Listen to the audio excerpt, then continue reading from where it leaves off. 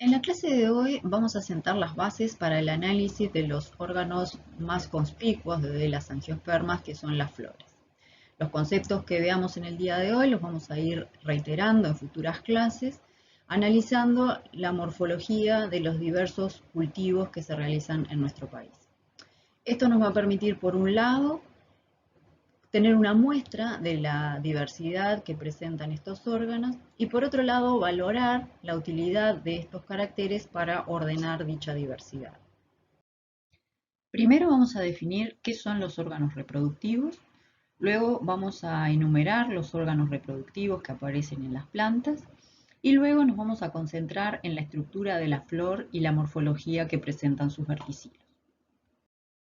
Se definen como órganos reproductivos aquellos que están involucrados en el proceso de reproducción, o sea, en la generación de nuevos individuos.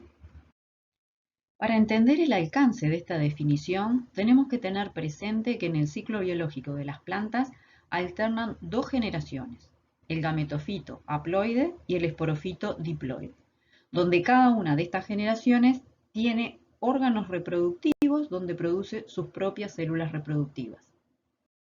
El gametofito es la generación que forma gametos y por lo tanto tiene gametangios como estructuras reproductivas.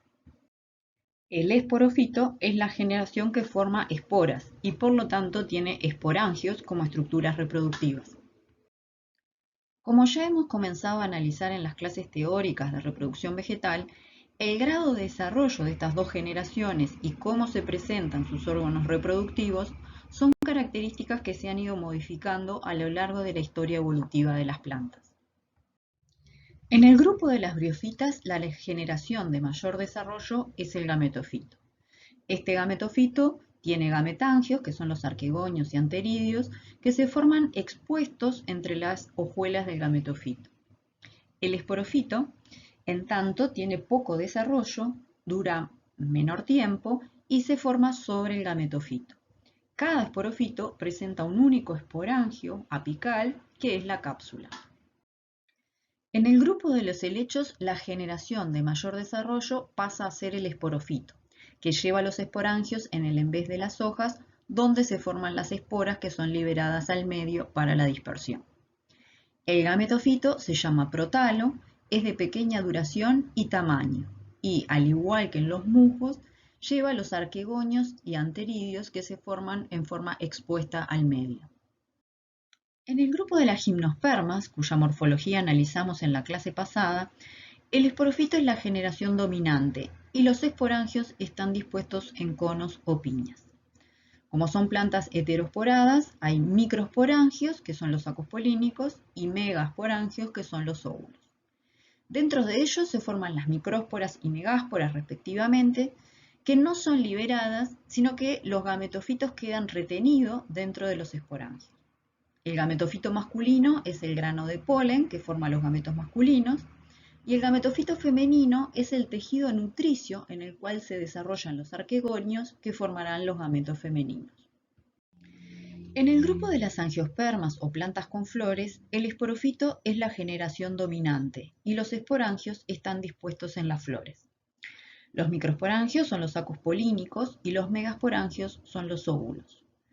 Comparten con las gimnospermas la característica de que las esporas no son liberadas al medio y que los gametofitos se forman dentro de los esporangios.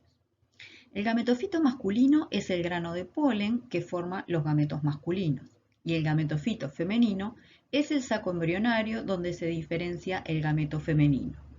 Ninguno de los dos gametofitos tienen gametangios.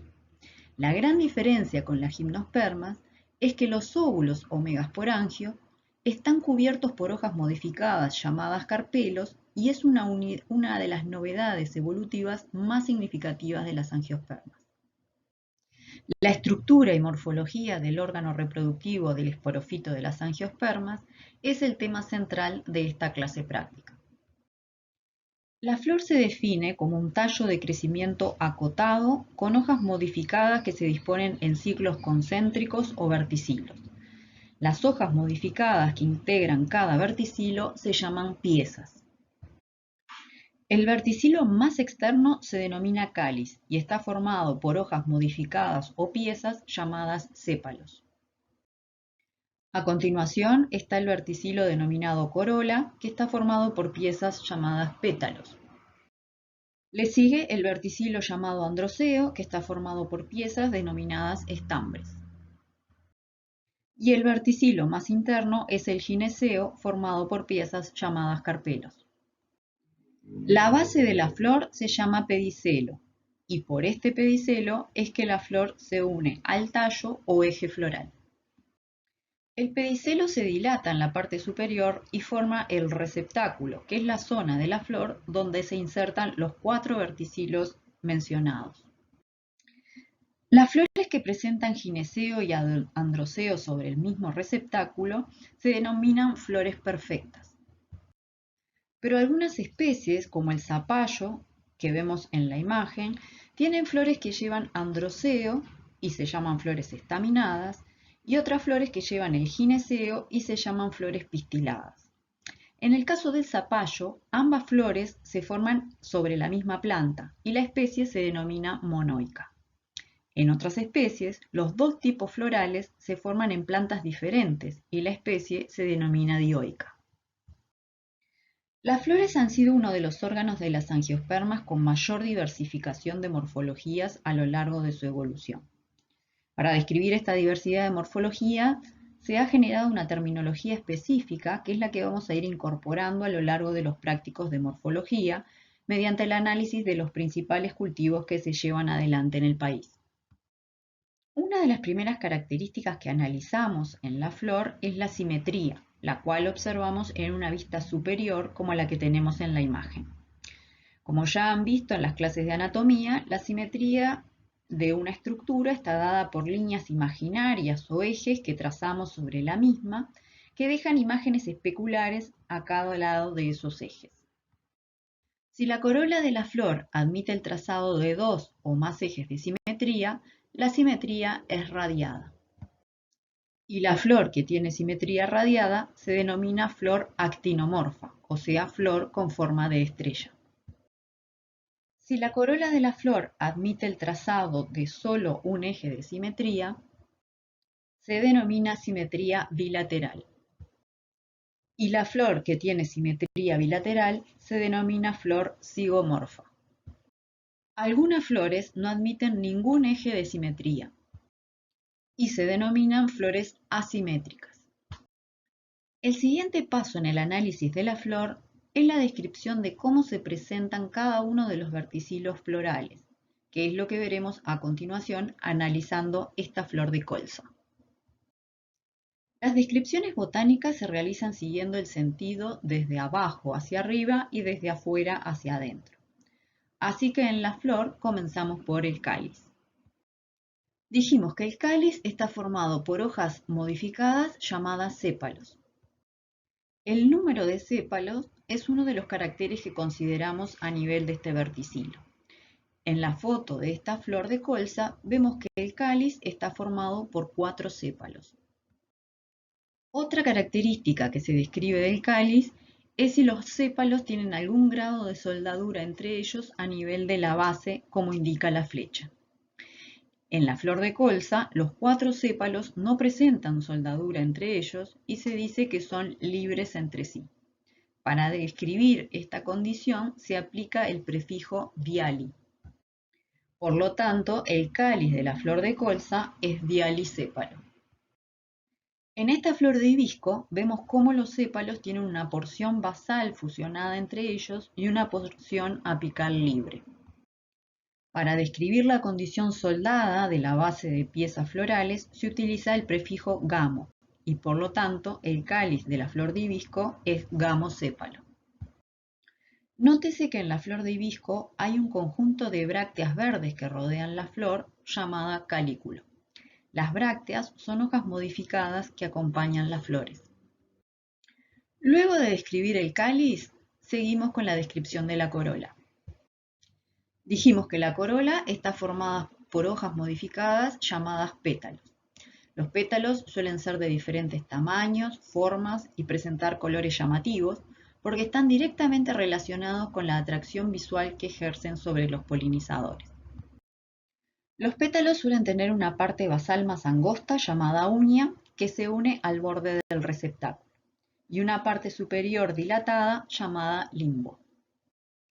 El número de pétalos es una de las características que se describen a nivel de la corola. La flor de colza presenta 4 pétalos y por ello la flor se describe como tetrámera. Al igual que en el cáliz, la otra característica que se describe es si existe soldadura a nivel de la base de los pétalos. Los pétalos de la flor de colza están libres entre ellos y por lo tanto la flor se denomina dialipétala. En la flor de hipomea que vemos en esta imagen, se observa que la corola está integrada por 5 pétalos y por lo tanto se denomina pentámera. Y los 5 pétalos están soldados totalmente desde la base hasta el ápice. Por eso se denomina gamopétala. El conjunto de pétalos que integran la corola pueden adquirir diferentes morfologías y en base a ello se describen diferentes tipos morfológicos de corola. En esta imagen vemos algunos de los tipos morfológicos de las corolas gamopétalas y los nombres botánicos para cada una de ellas. Estas corolas las tienen esquematizadas en la figura 44 de la guía práctica. También las corolas dialipétalas presentan diferentes morfologías, como la corola papilionada, típica de muchas leguminosas, como la flor de lotus que vemos en la imagen. Cuando en las flores encontramos un cáliz y una corola claramente diferenciadas en su aspecto, el conjunto de cáliz y corola se denomina perianto. Peri significa alrededor y anto, flor. Etimológicamente, este término hace referencia a lo que se encuentra alrededor de la flor. En algunas flores no se observa una diferenciación morfológica entre cáliz y corola.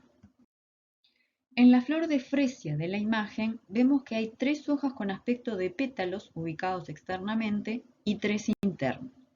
Cuando no se diferencian morfológicamente cáliz de corola, las piezas se denominan tépalos. El conjunto de ciclos o verticilos de tépalos se denomina perigonio. El perigonio es típico de las flores de monocotiledóneas, mientras que el perianto lo encontramos en las flores de eudicotiledóneas. El siguiente verticilo en el análisis de la flor es el androceo. Androceo y gineceo son los verticilos de la flor que llevan los esporangios del esporofito. El androceo está formado por piezas denominadas estambres. Los estambres pueden ser libres entre sí, como en la flor de colza, o pueden soldarse. Para este verticilo no se aplican los prefijos gamo y diali, sino que hay una terminología específica para cada tipo de soldadura. Esta terminología la iremos analizando en los sucesivos prácticos. Los estambres son hojas modificadas que generalmente presentan una parte basal delgada llamada filamento y una parte apical denominada antera. La antera es la parte de la flor que lleva los microesporangios. Si realizamos un corte transversal a nivel de la antera, se observa el lugar que ocupan los microesporangios, que se denominan sacos polínicos. Generalmente son 4, como en la imagen que estamos viendo. Dentro de los sacos polínicos se forman las microesporas, que dentro mismo del saco polínico comienzan a dividirse para formar el gametofito masculino. En las angiospermas, los gametofitos masculinos son los granos de polen. Cuando los granos de polen están maduros, las anteras se abren para liberarlos y puedan ser transportados hasta el gineceo. Este proceso de apertura de las anteras para liberar el contenido de los sacos polínicos se denomina dehiscencia de las anteras y se describen diferentes tipos de acuerdo a cómo es el patrón de esa apertura. La más frecuente es a través de 2 líneas longitudinales a lo largo de la antera, como vemos a la izquierda de la imagen, y se denomina dehiscencia longitudinal. En la dehiscencia apical poricida, la antera se abre por poros apicales por donde salen los granos de polen. A la derecha vemos la dehiscencia valvar, donde las anteras se abren por pequeñas tapitas por donde se libera el contenido de los sacos polínicos. El verticilo más interno de la flor es el gineceo y es el verticilo donde están los megasporangios del esporofito. En este verticilo se reconocen tres regiones: ovario, estilo y estigma. El conjunto de ovario, estilo y estigma se denomina pistilo. El estigma es la zona apical del pistilo. Y allí es donde se depositan los granos de polen que fueron liberados de los sacos polínicos y llegan a través de algún vector de polinización. Allí los granos de polen germinan emitiendo el tubo polínico. El tubo polínico se desarrolla a lo largo del estilo, hasta alcanzar la zona basal del gineceo, que es el ovario. Dentro del ovario están los óvulos, que son los megasporangios de las angiospermas. Como analizaremos en las clases teóricas de reproducción, dentro de los megasporangios se desarrollan las megásporas y luego el gametofito femenino, que forma el gameto femenino. Por lo tanto, dentro de los óvulos ocurre la fecundación con los gametos masculinos que descarga el tubo polínico. Luego de realizada la fecundación, los óvulos se desarrollan para formar las semillas y la porción del ovario formará el fruto que encierra las semillas y que es una de las características distintivas de las angiospermas. Las hojas modificadas o piezas que forman el gineceo se llaman carpelos u hojas carpelares. Los óvulos o megasporangios se insertan en los bordes de esas hojas carpelares. Para interpretar cómo se organizan las hojas carpelares para formar el gineceo, analizaremos una serie de esquemas. Cuando una hoja carpelar se pliega sobre sí misma por el nervio medio, se forma un gineceo con un solo carpelo. Y los óvulos quedan dispuestos en forma alineada en la unión de los márgenes. Este tipo de gineceo con un solo carpelo es el que se presenta en el gineceo de las leguminosas y produce ese fruto tan típico que es la legumbre, con las semillas derivadas de los óvulos dispuestas en una serie única. El número de carpelos es una de las características que se describen del gineceo. Cuando está formado por un solo carpelo, decimos que el gineceo es unicarpelar. En el esquema de la derecha tenemos representado un gineceo formado por 5 hojas carpelares que se unen por los márgenes unas con otras. Este gineceo, por lo tanto, es pentacarpelar. En ambos casos se forma un único pistilo con ovario, estilo y estigma. Por eso ambos gineceos tienen pistilos únicos. Se diferencian por el número de carpelos que lo integran. En ambos gineceos los carpelos se unen entre sí o sobre sí mismos en el caso del unicarpelar, y por eso se denominan gineceos gamoscarpelares o sincárpicos. La condición gamocarpelar, al igual que vimos para cáliz y corola, se observa desde la base de las piezas. En estos esquemas vemos a la derecha un gineceo formado por varios carpelos que se sueldan entre ellos desde la base del ovario hasta el estigma, como ocurre en el gineceo de citrus que vemos en la foto. En el esquema de la izquierda vemos un gineceo formado por 3 carpelos que se unen en la base del ovario y quedan libres por la parte terminal, formando 3 estilos con sus respectivos estigmas. Es lo que observamos en la foto del hibisco, donde se ven 5 estigmas terminales de color rojo. En cualquiera de los dos casos se trata de gineceos gamocarpelarios o sincárpicos con un pistilo único. En el caso de los gineceos dialicarpelares o apocárpicos, cada carpelo que integra el gineceo se une por sus propios márgenes y no existe soldadura entre carpelos adyacentes. Así se formarán tantos pistilos como carpelos compongan el gineceo. En el esquema de la izquierda vemos un gineceo tricarpelar con los 3 pistilos diferenciados. En la foto central, un pistilo dialicarpelar con 4 carpelos. Y a la derecha vemos una foto de un corte longitudinal de la flor de frutilla, donde hay múltiples carpelos libres formando los pistilos que se asientan sobre un receptáculo convexo de color verde.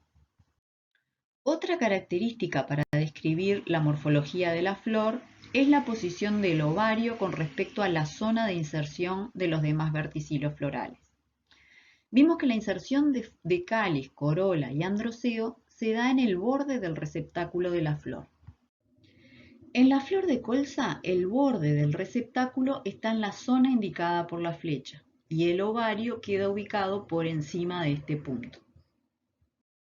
La flor, por lo tanto, presenta ovario súpero y la flor se denomina hipógina, que etimológicamente significa por debajo del gineceo.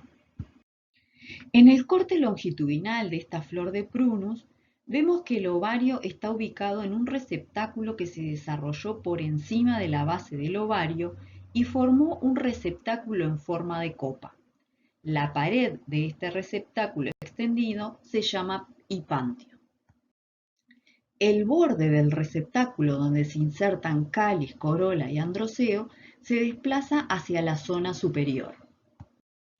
Este ovario, que queda ubicado en la base del receptáculo cóncavo sin soldarse al hipantio, también es un ovario súpero, pero la flor, que queda ubicada rodeando el gineceo, se denomina perigina. En la flor de manzano que vemos en esta imagen, el receptáculo también se extendió por encima de la base del ovario. Y el borde del receptáculo donde se insertan cáliz, corola y androceo se desplazó hacia la zona superior. La diferencia con la flor de prunus radica en que el hipantio está soldado a la pared del ovario. Este tipo de flor, donde el ovario queda ubicado en la base del receptáculo y el hipantio está soldado a los carpelos del ovario, posee ovario ínfero y la flor se denomina epígena, que significa por encima del gineceo. Como se observa en estas fotografías, la posición del ovario se analiza realizando un corte longitudinal de la flor entera para analizar la posición relativa de ovario y los demás verticilos florales. Otro corte que se realiza para analizar la morfología de la flor es a nivel del ovario en forma transversal. Este corte nos permite dos cosas. Por un lado, identificar el número de carpelos en los gineceos sincárpicos y por otro lado, ver cómo se disponen los óvulos dentro del ovario.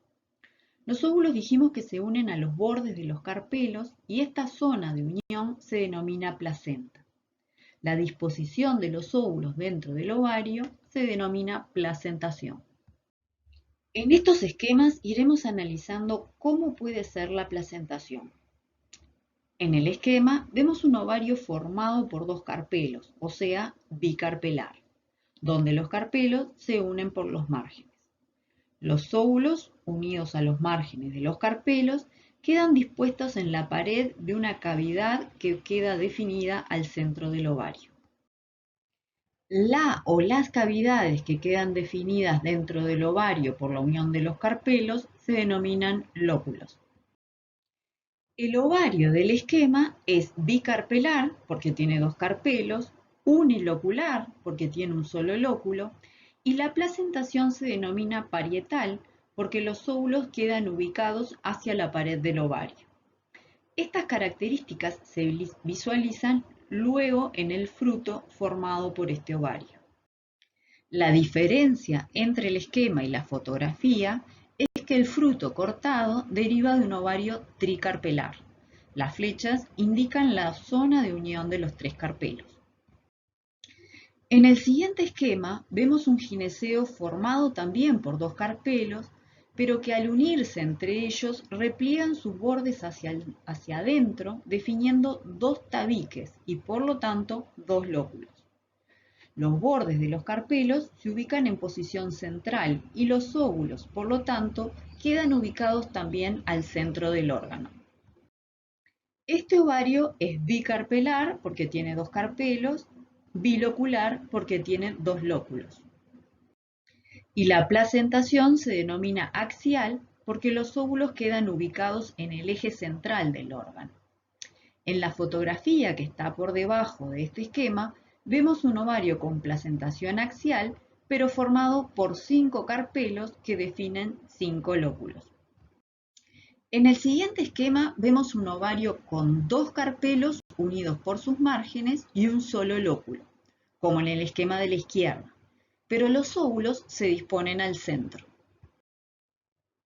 Esto se debe a que los óvulos están unidos a una columna de placenta que se desarrolla desde la base del ovario. Este ovario es bicarpelar porque tiene 2 carpelos, es unilocular porque tiene un solo lóculo y la placentación se denomina central. Cuando hay un solo carpelo que se une por sus propios márgenes, como describíamos en las leguminosas, la placentación se denomina marginal. Lo mismo ocurre en los pistilos de los gineceos apocárpicos, donde cada pistilo tiene placentación marginal. En las futuras clases de morfología estudiaremos cómo es la morfología de la flor en diferentes familias de plantas y qué tipos de frutos y semillas derivan de esas morfologías. La lectura de estos temas pueden realizarla en la guía del curso práctico, también en el capítulo 38 del texto de biología de Campbell y Reed, y en el capítulo de morfología vegetal del libro El vegetal en el diseño del paisaje, que está disponible en la plataforma Agros.